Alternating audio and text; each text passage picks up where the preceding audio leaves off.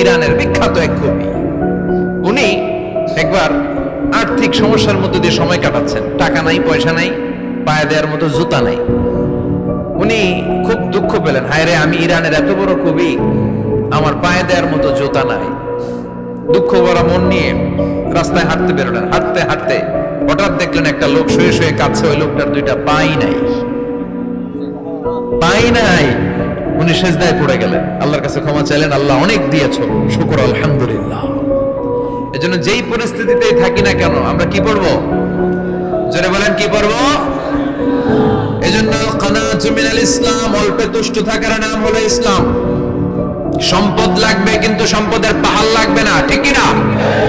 অল্প খান, অল্প পড়েন, অল্প জামান, অল্পের ভেতরে বরকত ঢুকাইয়া দিছে কে? দেখবেন যাদের সম্পদ অল্প তারা সুখী বেশি। জরিপে এটা দেখা গিয়েছে, অনেক সার্ভেতে এটা এসেছে, যারা সম্পদশালী এরা দুঃখী বেশি, এদের দুঃখ বেশি, টেনশন বেশি। খুব স্বাভাবিক, টাকা যার বেশি রোগ তার বেশি, টাকা যার বেশি টেনশন তার বেশি, টাকা যার বেশি ঘরে শান্তি তার কম। আছে না নাই? ঘরের ভিতরে অশান্তি, ছেলে কথা শোনে না, ছেলে টানে গাঞ্জা, মেয়ে করে পরকিয়া। আছে না নাই? স্ত্রী কথা শোনে না, ভালোবাসা নাই, ঘরটা জাহান্নামের টুকরা। রোগ বালাই, এক একটা হসপিটাল বিল পরিশোধ করতে মাসে 5 লাখ 10 লাখ। আছে না নাই? কিছু খেতে পারে না, ডাক্তার একেবারে ডায়েট মেনু বেঁধে দিয়েছে।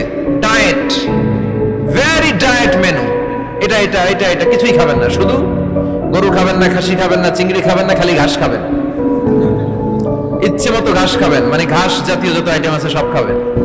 শাক খাবেন, সবজি খাবেন, সালাদ খাবেন। গরু, চিংড়ি, মুরগি, গোশত, ইলিশ কিছু খেতে পারে না।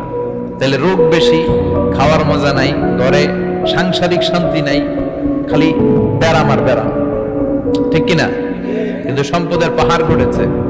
আর অল্প যারা খায়, অল্প পড়ে, রিক্সাওয়ালা, কুলিওয়ালা, অল্প বেতনের চাকরি, কিন্তু হক হালালি মেনে চলে, দেখবেন শান্তি আছে অনেক। হ্যাঁ, বাসা ভাড়া দেয়, ফ্যামিলি চালায়, বাচ্চাদের স্কুল বিল, এরপরও মাস শেষে 1-2 হাজার টাকা হাতে থেকে যায়। আর ওর প্রতি মাসে 10 কোটি টাকা ইনকাম, তারপরও ব্যাংকের ঋণ আছে না নাই? সুখ কারে বলে? কিভাবে আপনি সুখকে ডিফাইন করবেন? সুখ তো টাকায় কিনা যায় না, শান্তি টাকা দিয়ে হয় না, শান্তি দেওয়ার মালিক কে? শান্তি আছে অল্প খেয়ে শুকর করার মধ্যে, শান্তি আছে আলহামদুলিল্লাহর মধ্যে। চিল্লায় বলেন ঠিক কিনা?